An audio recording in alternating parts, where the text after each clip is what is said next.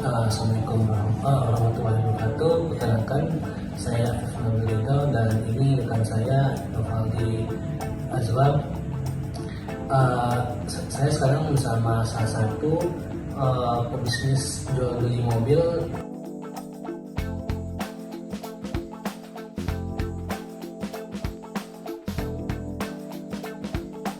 Saya ada punya pertanyaan nih, Kak.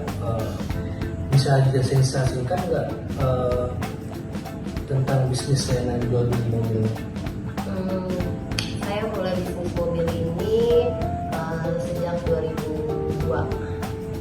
2002 itu 2022 ya, 2022, tepatnya 2022. Nah, di awal itu udah mulai berkenalan dengan bisnis jual beli mobil.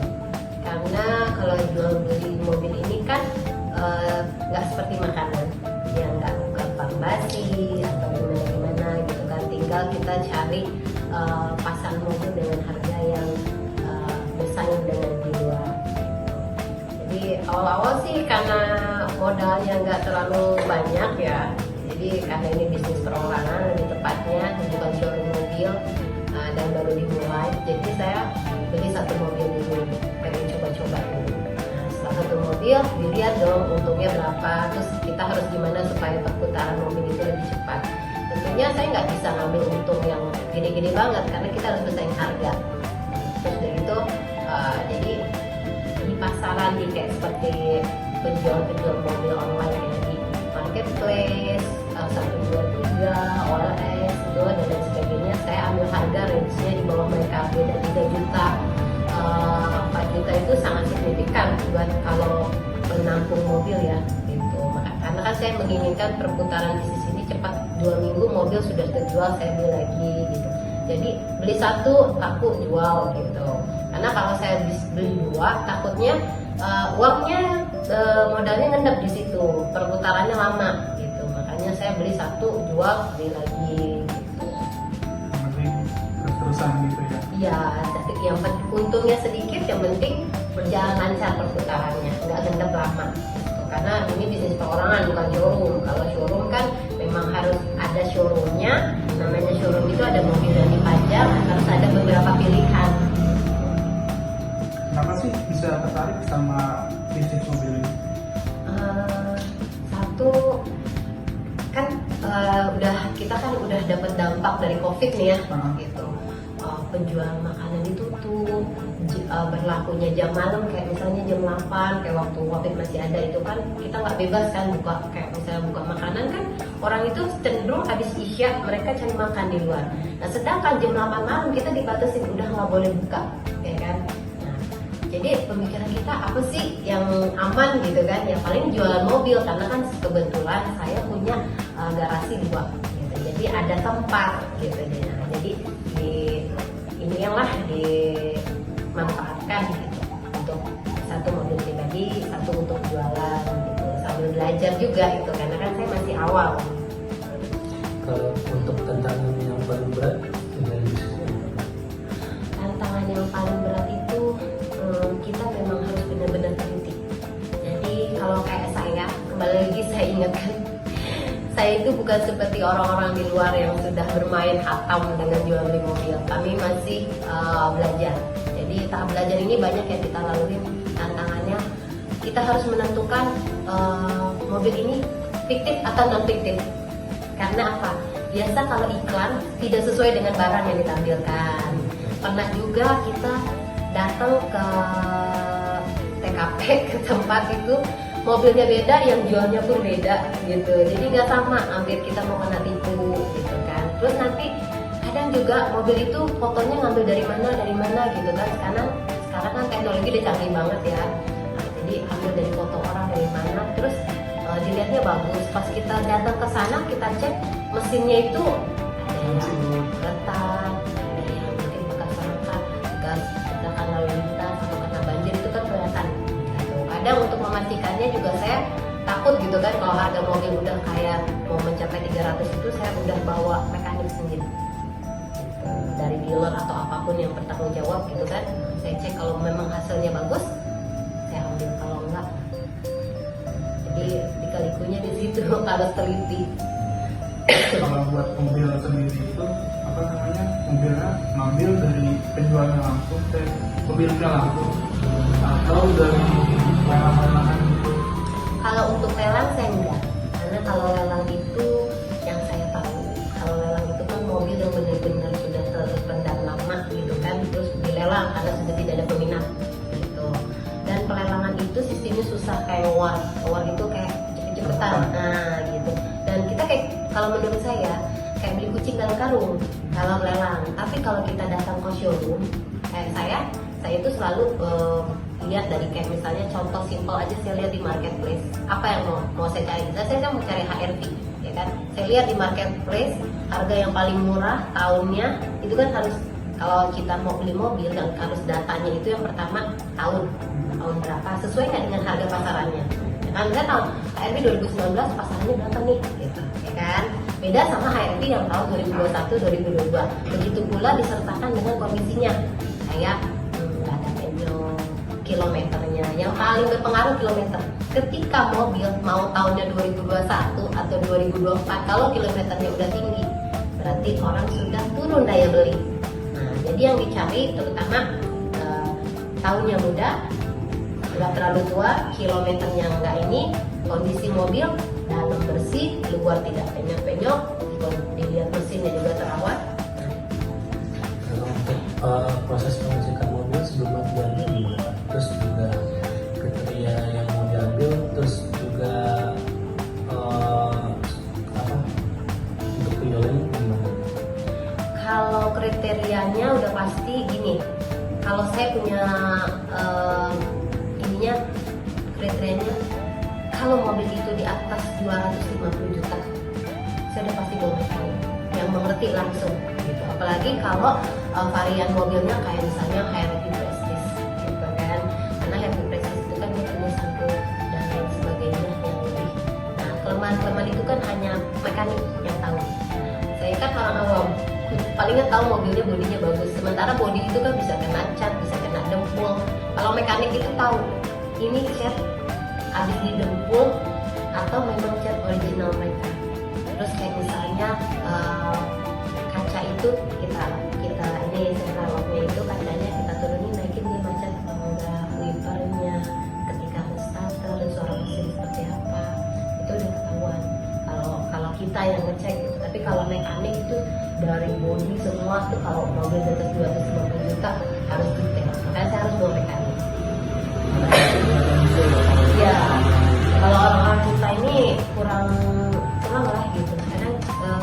Kadang ada sedikit, tapi menurut kita sedikit, tapi bagi orang kebanyakan kan yang beli dari saya orang-orang yang punya showroom, mereka jual beli lagi karena harga saya kan di bawah showroom mereka mau ngambil untung, otomatis mereka punya mekanik sendiri, jadi kan kita bawa dari sana jadi ada gimana gitu. Kayak biasanya kalau mau ngambil mobil itu ada merek tertentu nggak sih? Terus kenapa harus milih merek itu? Kalau setelah saya pelajari di Indonesia ini kan banyak yang menggunakan antara Toyota sama Honda, ya kan? Kalau Honda boleh dibilang sejuta umat, ya kan? Karena apa? Saya pun jual belinya lebih ke Honda. Masing-masing mobil itu ada kelemahannya. Contoh, kalau kita pakai, saya pengalaman, saya punya Fortuner dari Toyota, itu kalau kita bawa tuh nggak berisik, suspensinya enak gitu, empuk, suara mobil, suara hujan nggak kedap ke dalam gitu ya, udah aman gitu. Tapi kalau Honda tuh kalau masih tahap kayak Brio, bahkan HRV yang terbaru aja, kalau hujan itu petang gitu loh, kayak ditipukin gitu loh. Tapi kalau untuk harga yang nggak jatuh tuh Honda. Brio kita beli berapa, dijual tahun depan harga itu masih bagus, nggak kurang-kurang jauh. Tapi kalau Toyota, bukan, maaf ya, sebenarnya saya kalau kayak gini nih nanti ngejatuhin, kembali lagi sama selera orang. Tapi ini saya berbagi pengalaman. Toyota Fortuner saya beli hampir 400 juta, saya terima cuma sekitar 355 juta dalam waktu 3 tahun, harga 10 juta. Tapi kalau Honda tuh peminatnya banyak banget gitu. Terus kayak saya juga pernah jualan Riser. Riser ini kelemahannya AC-nya tuh kayak kita ada di kulkas, udah dikecilin masih dingin aja. Pokoknya keluar dari situ bener-bener beku dan frozen banget gitu. Beda sama yang lain-lain yang itu menurut pengalaman yang saya pernah beli ya, dari ARB, Riser, beliau dari beliau Satya, beliau Urbanite gitu kan. Jadi yang paling laku itu jujur sih Honda. Kalau untuk pembagian tugas bisnis ini gimana? Kalau bisnis gini, karena saya suami istri, kalau suami itu kan lebih teliti untuk lihat, memang udah kodratnya dia gitu kan ya, tahu mobil tuh otomotif seperti apa gitu, lebih ke sana. Jadi kalau suami itu bagian cari mana nih mobil yang bagus harganya ini. Nanti untuk nego dan mempertanyakan kayak bekas laka nggak nih Pak gitu, terus kayak kilometer bener nggak seperti yang tertera di sana gitu, karena kan iklannya sekian ribu, maka nanti pas kita survei beda. Terus yang paling penting lagi harga bisa nego kan. Terus nego tipis apa nego nekat gitu bahasa kita tuh. Kalau nego nekat berarti kayak 350 juta bisa jadi kayak 320 atau 325. Tapi kalau negonya tipis berarti kayak 350 juta, pasti kurangnya hanya kayak sekitar 2 juta 3 juta. Kayak gitu. Ngomongin soal harga nih, kalau buat beli mobil buat dijual lagi, ada perhitungan khususnya nggak? Oh pasti. Gimana tuh? Ada perhitungan khususnya gini. Kalau saya misalnya saya beli beliau 150 juta. Terus 150 juta itu saya beli, nggak mungkin kan saya dia datang ke sini, saya ke sana.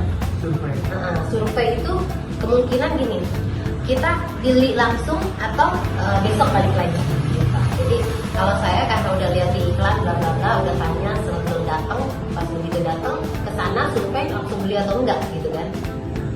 Jadi datang ke sana itu dihitung, misalnya harga mobilnya 150 juta, ongkos jemput berapa PP ya kan, semua hitung. Nanti dari situ kita dapat harga berapa nih. Terus kita lihat juga setelah kita dapat harga kita nih, kayaknya harga ini bagusnya di 165 juta deh, ya kan. Jadi 15 juta tuh hitungan untungnya gitu kan. Dari 150 juta kita beli, kita jual 165 juta, nah itu udah untung 15 juta ya kan. Itu hitungan kita balik buka sosmed, range harganya berapa rata-rata di sana. Rata-rata misalnya, misalnya jualnya 160 juta gitu kan. Ya saya nggak bisa jual 160 juta kayak mereka, saya nggak bakal laku. Saya turunin 3 juta. 3 juta buat orang penampung mobil, penjual showroom, asik banget. Karena mereka akan balik lagi jual seharga 160 juta. Ya belinya dari saya 158, 157 gitu kan. Jadi saya untung 7 juta. 7 juta itu ya berarti bersihnya 5 juta, 2 jutanya operasional. Karena nggak mungkin kalau misalnya kita dari sini ke Depok, dari Citra Raya ke Depok lumayan, nggak mungkin saya nggak makan. Belum, biasanya kalau kita beli mobil, bensinnya nggak ada, saya langsung isi bensin. Langsung dibawa? Iya, langsung dibawa. Kayak gitu, jadi hitung-hitungannya. Belum lagi kalau misalnya kita beli mobil dengan harga murah, rata-rata minusnya pajaknya udah deket. Itulah makanya saya bikin alasan saya harga itu di bawah dari pasaran. Gak apa-apa saya untung dikit, yang penting cepet. Karena rata-rata mobil yang dijualnya harganya berbeda sama si yang punya pengguna itu ada minusnya rata-rata 3 bulan lagi atau 2 bulan lagi pajak habis. Kendala. Kalau untuk mayoritas dari beli mobilnya biasanya anak muda, keluarga atau perusahaan? Biasanya perusahaan, kebanyakan perusahaan. Cuman harganya kalau perusahaan itu yang nggak pernah cocok nih. Ada misalnya saya jual mobil 10 kali, 3 orang showroom ini cocok, yang lain-lain yang 10 orang nggak cocok gitu, karena mereka nggak berani harga gitu. Jadi harganya mungkin mereka bisa untung cuma 1 juta 2 juta kalau mereka beli barang saya. Cuman keuntungannya barang saya terjamin bagus gitu. Jadi kebanyakan kalau pelanggan itu per orang, pengguna langsung yang beli ke saya. Karena kalau showroom nggak kena harganya. Biasanya kalau buat promosi, kalau jual-jual mobil itu naruhnya di mana? Saya lebih suka ke marketplace karena murah. Karena kalau ke OLX itu sekali kita gratis, untuk iklan yang kedua kali berbayar. Jadi kalau marketplace itu kan dia nggak di tarif gitu kan. Terus juga kita bisa lihat persaingan harganya itu banyak gitu, lebih kayak yang merakyat aja gitu. Kalau itulah, karena saya bukan orang yang pro untuk jualan ini, masih pemula, jadi saya pakai yang simple aja dulu. Untuk kayak penggunaan sosmed sekarang ini kan teknologinya semakin canggih, kejahatan juga semakin canggih. Jadi saya nggak mau yang terlalu pakai sosmed terlalu banyak yang hubungin saya tapi nggak jadi. Oke Mas Nika, untuk ada nggak dari katanya tips atau trik gitu untuk yang pengen jualan bisnis ini? Kalau untuk trik untuk pemula menurut saya, pastikan kita dari otomotif itu 50% kita tahu standar kita cari mobil itu tahu gitu. Terus sama selalu pantau yang namanya range harga pasaran market di luar tuh seperti apa. Misalnya di luar tuh lagi hype-nya apa, Urbanite, Brio, atau Toyota Rookie gitu kan. Nah, apa yang lagi hype-nya, kita harus tahu yang lagi hype-nya apa. Ibarat kalau makanan nih, ya mie gacoan lagi laku gitu, terus long lasting gitu kan ya penggunanya gitu. Enggak yang lagi hype aja tapi 3 bulan langsung turun. Nah, itu kita harus tahu. Baik, keren juga cerita kakaknya. Terima kasih juga buat kakaknya untuk waktunya ceritain dari awal dan konsepnya untuk ceritain bisnis jual beli mobil. Ya semoga buat teman-teman yang ingin memulai atau bisnis otomotif ini, semoga bisa jadi inspirasi buat kalian semua untuk memulainya. Mungkin sekian dari kami.